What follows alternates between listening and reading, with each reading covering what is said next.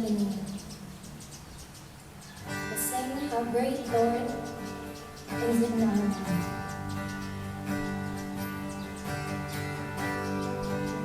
And the Lord that we serve is much greater than all circumstances, all troubles, all tribulation. The Lord is much greater than that. Let's continue to worship this Lord.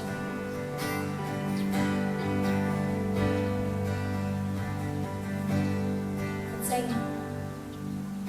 The splendor of the King,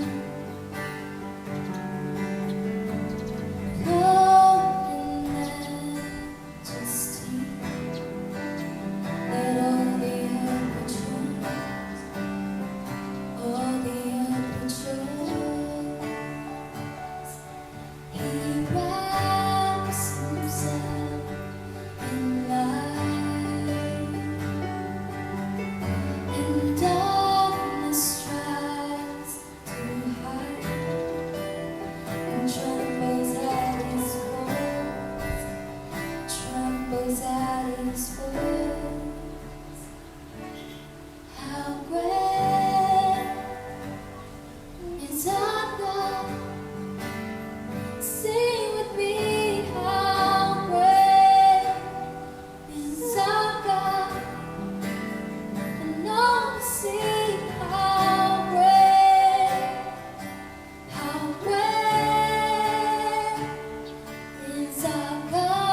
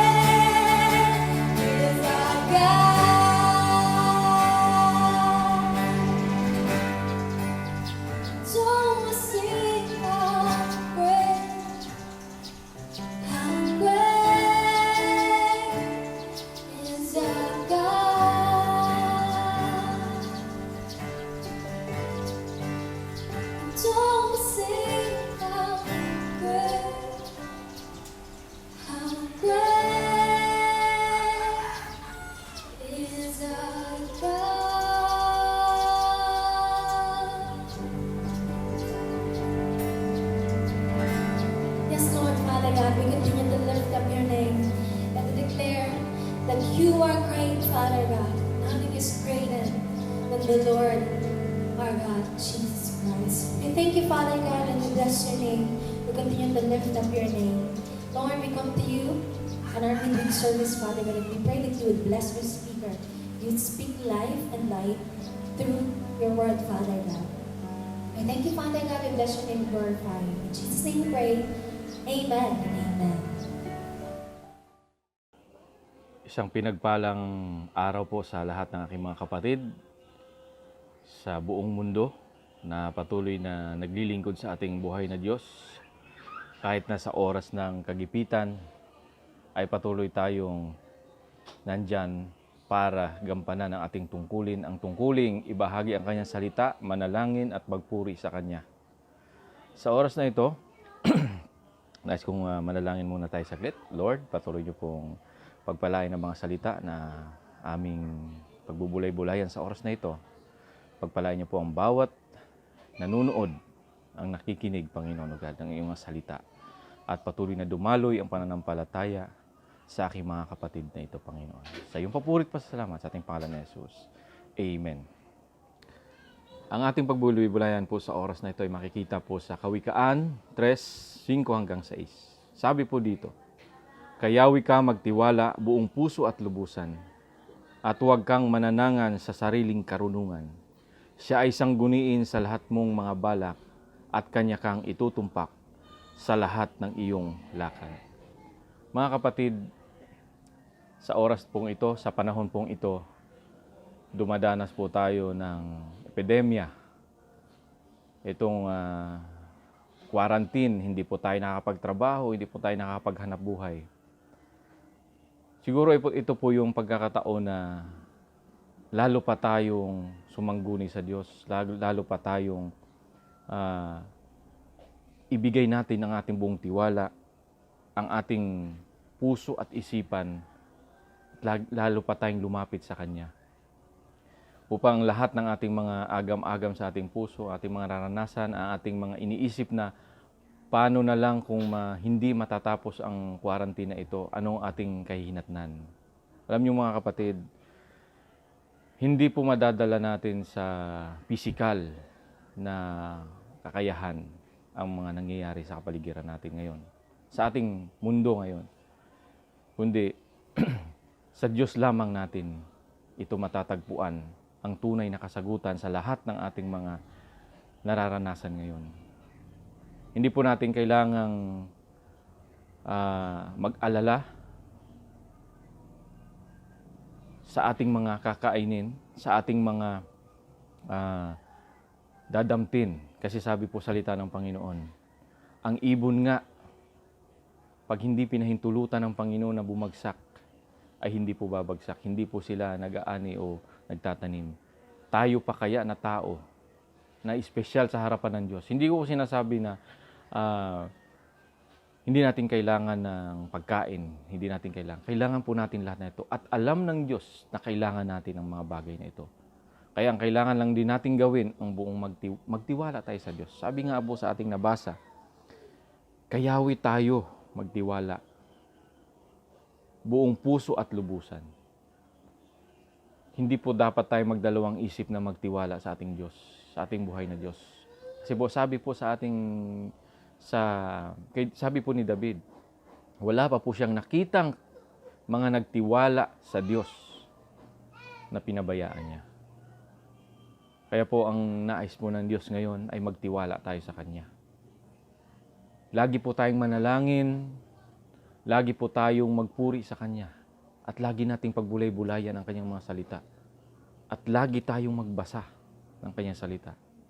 Kung nasa bahay lang tayo ngayon, siguro ngayon usong-uso ang TikTok o anumang mga social media. Why not dito salita ng Panginoon? Pagbulay-bulayan natin ang Kanyang mga salita. Manalangin tayo. Sabi nga, manalangin kayo ng walang patid. Kailangan po natin ngayon manalangin. Purihin siya. At laging idulog ang ating mga nararanasan ngayon. Hindi po natin kayang solusyonan ang mga bagay na nasa paligid natin o anumang mga naranasan nating kabalisaan ngayon. Ang tanging makakagawa lang ng solusyon nito ay ang ating mahal na Panginoon. Ang gobyerno natin gumagawa ng paraan para tayo makakain, nagpagbigay ng pera, nagbigay ng mga ayuda. Pero hindi po natin alam kung hanggang saan lang ang ayudang ito. Ang ayuda na kailangan natin ay ang ayuda ng Diyos. Nabigyan niya tayo ng kapayapaan, bigyan niya tayo ng kapahingahan, bigyan niya tayo ng kakontentuhan sa ating buhay. Pagkakaisa, maraming salamat sa mga tao na tumutulong sa ating sa frontliner natin, sa ating mga kapulisan, sa gobyerno. Maraming salamat sa kanila, sa ating mga doctors, nurses, sa lahat ng nagtatrabaho na sinusuong nila ang kanilang buhay. Dahil ang ating kalaban ay hindi natin nakikita, si COVID-19. Ang tanging pananggalang lang natin dito sa COVID-19 na ito ay ang kapangyarihan ng Diyos. Sa tuwing lalabas po tayo ng ating bahay, sa lahat ng oras, manalangin tayo at magpa-cover tayo ng banal na dugo ng Panginoon. Dahil wala pong dadapong anumang sakit sa atin. At kung hindi pa hintulutan ng Panginoon na tayo magkasakit o tayo'y bigyan ng nararanasan na hindi maganda, hindi po ipahintulot ng Panginoon. Ngayon sa oras na ito, marami pong dumadanas ng sakit, marami pong mga under observation, monitoring. Ipanalangin po natin sila na mag-negative po sila doon. Ang kailangan ng taong bayan ngayon ay panalangin. Maging ang ating presidente ay humihingi po ng panalangin. Lagi po natin siyang idalangin. Lagi po natin siyang isama sa ating mga panalangin. Lahat ng mga namumuno ng ating gobyerno. At sa lahat ng ating mga kapatid sa buong mundo. Ito ang oras, pagkakataon, na lumapit tayo sa Diyos ng buong puso. Sabi pa sa verse 6, siya ay sanggunihin sa lahat mong mga balak at kanya kang itutumpak sa iyong mga lakad. Lahat po ng mga plano natin sa buhay, lahat po ng mga nais natin sa ating buhay, isangguni natin sa Kanya. Ngayon, pag nasa Rizal ka, hindi ka pwedeng po lumabas papuntang Maynila. Pag nasa Maynila ka, hirap, hindi ka pwedeng tumawid papuntang Rizal o probinsya. Dahil ang kalaban natin ay hindi natin nakikita. Hindi natin alam ang katabi natin. Pero pag ang tiwala natin ay nasa Diyos, at kung sasangguniin natin siya lagi sa ating mga lakad, ay itutumpak niya tayo. Lahat ng ating mga binabalak ay ibigay at ipagkatiwala natin sa Diyos. Wala po tayong ibang asahan ngayon, kundi ang ating mahal na Panginoon. At magkagayon at matapos na ang salot na ito, lahat po tayong sumampalataya sa Diyos ay lalo pa nating pagbutihin ang ating paniniwala, pananampalataya at pagsunod sa Kanya. Ngayon po, kailangan natin ay magkaisa. Manalangin. Hindi po reliyon ang ating pinag-uusapan ngayon, kundi ang Diyos na ating tagapagligtas. Siya lang po ang may kakayahan na gumawa ng mga bagay na hindi po natin kaya. Kaya po sa oras po na ito, sa panahon pong ito, ang Diyos lamang ang ating malalapitan. Amen po. At sabi po nga sa Matthew 6:33, seek ye first the kingdom of God and His righteousness, and all these things shall be added unto you. Marami po tayong gusto. Seek ye first the kingdom of God and His righteousness. Ito po yung pinaka-the best natin gawin. Isik ang Panginoon. Hanapin ang Diyos. Habang siya'y pwede pa nating hanapin. Ang totoo niyan, malapit lang po siya. Nandito po siya sa puso natin. At yung kabanalan niya, yung righteousness ng ating Panginoon. Mamuhay po tayo na may kabanalan sa Diyos. Huwag po tayong mandaya, huwag tayong magsinungaling, huwag tayo magkalat ng mga chismis o mga balita na hindi maganda. At kung minsan tayong mga Kristiyano ay nagkakaroon ng misunderstanding. Pag hindi na po maganda ang lumalabas sa bibig natin o ang napopost natin sa social media o ang nararamdaman natin, bumalik tayo sa Diyos. Magpuri ka. Magpuri tayo. Manalangin tayo sa ating buhay na Diyos. Amen. Kung ang Panginoon natin ay, sabi nga, naibigay nga niya ang kanyang bugtong na anak.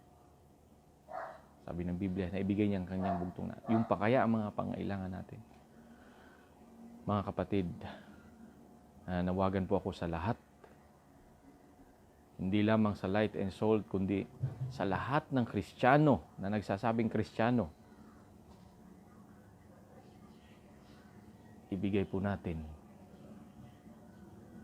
ang ating panahon sa Diyos. Ibigay po natin ang ating oras sa Diyos. Manalangin, magpuri tayo sa Diyos. Dahil yun lang po ang ating magagawa.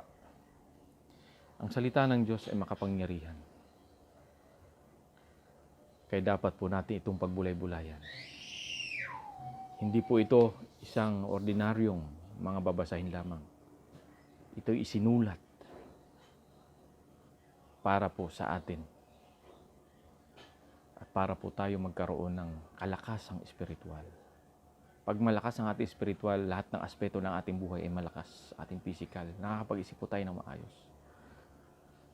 Kaya po sa oras na ito, patuloy po tayo magkaisa. Patuloy po nating idalangin na paiksiin ng Diyos ang salot na ito. Maraming salamat sa mga nanalangin, sa aking mga kapatid sa buong mundo na nanalangin. Maraming salamat sa mga nag-aayuno, nagpira ng fasting, saan mang dako ng mundo. Itong oras na ito at panahon para magbalik loob tayo sa ating buhay na Diyos. Bago po tayo magtapos, tayo po muna ay manalangin. Panginoon, marami pong salamat sa oras na ito na ipinadama niyo muli ang inyong kapangyarihan. Pinadama niyo muli, Panginoon, ang inyong pag-aruga, ang inyong pagmamahal sa amin. Sa oras na ito, God, patuloy niyo pong pagkaisahin, pagbuklurin ang aming puso't isipan na inyong mga alagad na kami man, Panginoon, ay makahikayat pa, Panginoon, maging impluwensya, Panginoon, sa lahat ng aming mga nasa paligid, sa aming kapitbahay, sa aming mga nakakasalamuha, Panginoon. Tulungan niyo kami at proteksyonan, lukuban ng iyong banal na dugo. Bawat isa, Panginoon. Yung takot na sa puso namin. Lord God, dinadalangin namin na palitan niyo po ito, Panginoon, ng kapayapaan. Na Lord, hindi ito ang oras na magtalo-talo kami. Hindi ito ang oras para magpahayag ng sama ng loob, kundi, Panginoon, ito ang oras para magkaisa kami, manalangin at magpuri sa inyo.